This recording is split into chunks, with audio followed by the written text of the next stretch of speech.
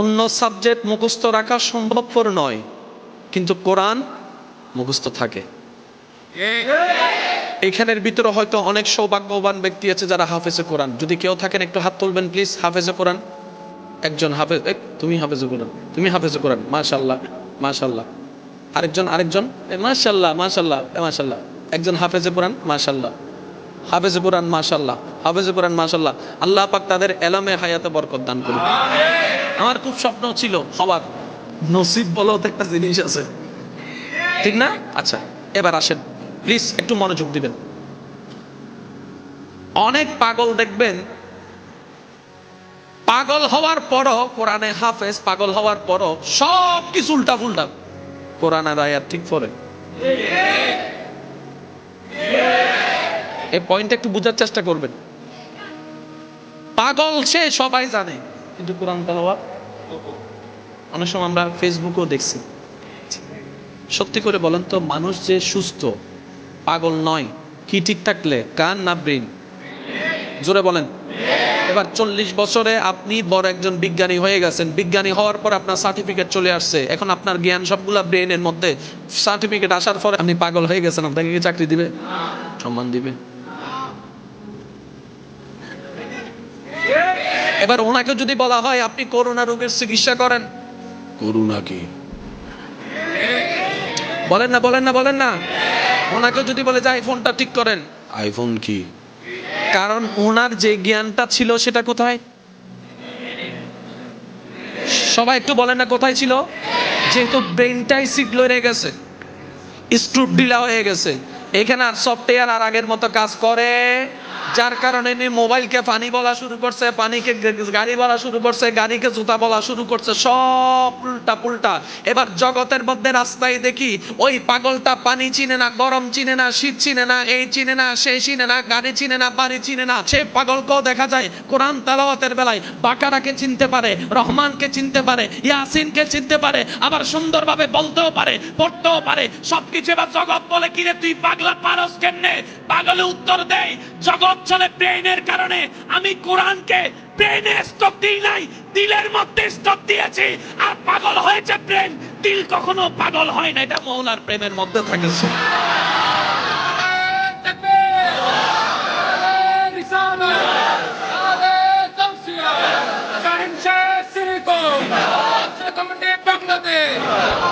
উচ্চ আওয়াজে বলেন সুবহানাল্লাহ।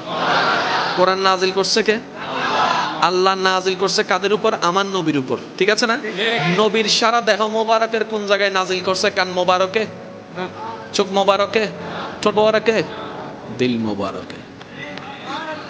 আল্লাহ কোরআন নাজিল করার জন্য নবীর সারা দেহ মোবারকে, দিল মোবারক বাছাই করেছেন। সেজন্য কিয়ামত পর্যন্ত যত হাফেজে কোরআন, তাদের জ্ঞান, তাদের কোরআন কখনো ব্রেনে থাকবে না, और जोर से कहो सुबहान अल्लाह। কারণ ব্রেনের একটা লিমিটেশন আছে, দিলের কোনো লিমিটেশন নাই। ব্রেনের একটা দেওয়াল আছে, দিলের কোনো দেওয়াল নাই। মনে রাখবেন, ব্রেনের একটা সীমা আছে, দিলের কোনো সীমা নাই।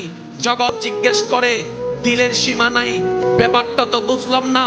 বলে যে তুমি ব্রেন দিয়ে যদি চাও, ব্রেনটাকে সাথে চোখ লাগবে দেখার জন্য, এই চোখ দেওয়ালের বাইরে দেখা যায় না, কিন্তু ইন্না ফিল কলবে আইনানে ওয়া উজনানে, ওই দিলের দুইটা চোখ যদি খুলে যায় তুমি দেওয়ালের বাইরেও দেখতে পারবা, দেওয়ালের বাইরেও শুনতে পারবা।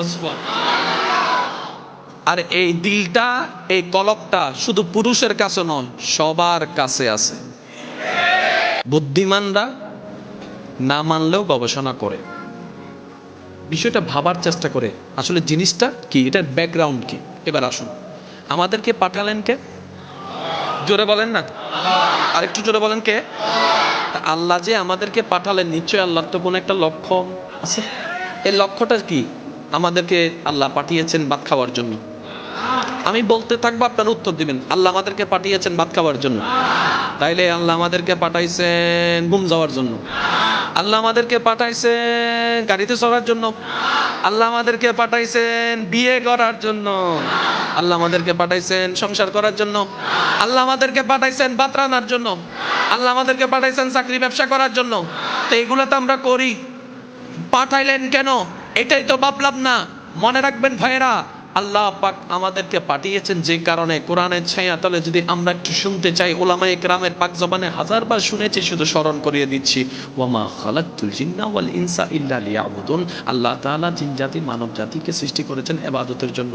এবার প্রশ্নটা একটা থেকে যায়, ইবাদত করার জন্য তো ফেরেশতারাও আছে, ইবাদত করার জন্য তো ফেরেশতারাও আছে, জিকির করার জন্য তো ফেরেশতারাও আছে।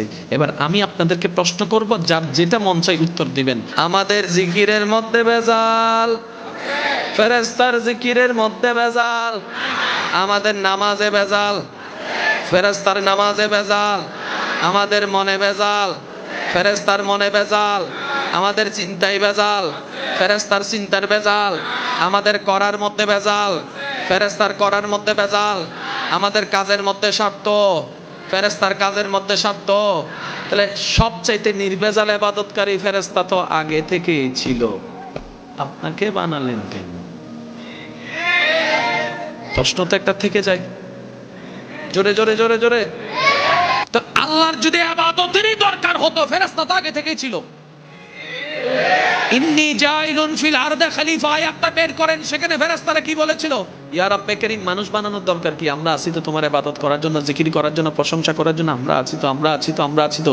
সেদিন রব বলেছিল, ইন্নী আ'লামু মা লা তা'লামুন। তোমরা ভাবছো আমি মানুষ বানাচ্ছি ইবাদতের জন্য, শুধু এতটুকুর জন্য নয়, আমি এমন একটা কারণে বানাচ্ছি যেটা তোমরা জানো না। ইন্নী আ'লামু মা লা তা'লামুন। এবার জগৎ জিজ্ঞেস করছে, ইমানদার ভাইয়েরা মনের কান দিয়ে শোনার চেষ্টা করবেন।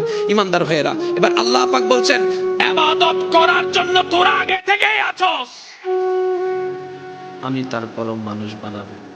ফেরেশতা বলে যে, মওলা এই মানুষ তো দুনিয়াতে গিয়ে গুনাহ করবে। রব বলে যে, আমি ক্ষমা করার জন্য প্রস্তুত আছি। এবার ফেরেশতাই জিজ্ঞেস করে, মওলা এই মানব জাতির আপ টু বটম গুনাহ, তুমি হ্যাঁ বলে ওরা না করে, তুমি না বলো ওরা হ্যাঁ করে। এই মানব জাতি এমন বাটপারের বাটপার মওলা, নিজের ভাইয়ের সাথেও প্রতারণা করে, নিজের বোনের সাথেও প্রতারণা করে, নিজের বাবার সম্পত্তি ক্ষমতার কারণে অন্য থেকে খেয়ে নিচ্ছে, এক ইঞ্চি করে দখল করে নিচ্ছে। এই জাতি তো সেই জাতি। ও মওলা, এদের তো গুনায় ভরপুর, এদের তো গুনায় ভরপুর, আমাদের তো কোনো গুনাহ নাই। তারপরে তুমি মানুষকে আল্লাহ কেন এত ভালোবাসো, এত শ্রেষ্ঠত্ব কেন দান করছো? ও মওলা, একটু বলো না কেন বানাচ্ছ মানুষ? রব্বে কারীম বলে, আমি মানব বানাচ্ছি শুধু ইবাদতের জন্য নয়, ইবাদতের জন্য নয়, মানবের ভিতরে আমি এমন একটা ডিভাইস দিচ্ছি, যে ডিভাইসটা আমি কাউকে দিই নাই, দিব না, দিব না, দিব না। এটা শুধু মানবের ভিতরে দিব, আর কাউকে দিব না। আল্লাহ এই ডিভাইসটা কি? এই ডিভাইসটার কাজ কি? রব্বে কারীম বলে, আমি মানব জাতিকে বানাচ্ছি তারা যেন ইবাদত দিয়ে আমি আল্লাহকে খুঁজতে থাকে, আমি আল্লাহকে খুঁজতে থাকে।